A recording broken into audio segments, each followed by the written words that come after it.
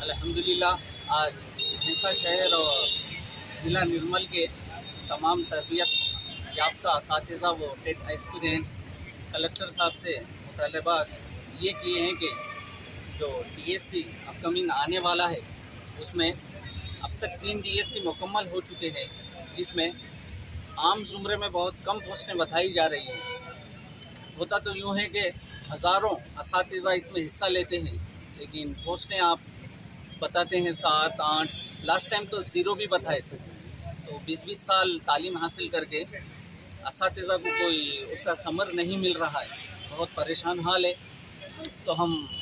D E او صاحب سے اور کلیکٹر صاحب سے اور ہمارے سیکولر سی ایم صاحب سے یہ درخواست کرتے ہیں کہ وہ جو اب تک 3 ڈی ایس سی ہو چکے ہیں 2008 12 اور 17 کے، اس کے بیک لاگ کے جو نشستیں ہیں اسے عام زمرے میں بتائیں، تاکہ زیادہ سے زیادہ اساتذہ روزگار سے ہموار ہو سکے۔ اور جہاں پر آر ٹی ای اور این سی ایف بچوں کو یہ حق دیا ہے کہ وہ مادری زبان میں تعلیم حاصل کریں، لیکن چند لوگ یا لیڈرز یا نااہل لوگ یہ کر رہے ہیں کہ اردو میڈیمز کو کس طرح سے ختم کیا جائے۔ بہت سارے حربے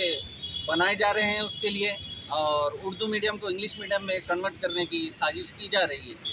حالانکہ ہونا تو یہ چاہیے کہ بچوں کا حق یہ ہے آر ٹی ای اور این سی ایف کے مطابق بچہ مادری زبان میں تعلیم حاصل کرے۔ اس کی ہم تمام اساتذہ معلمات جو دور دور سے آئے ہیں پرزور مذمت کرتے ہیں، کیونکہ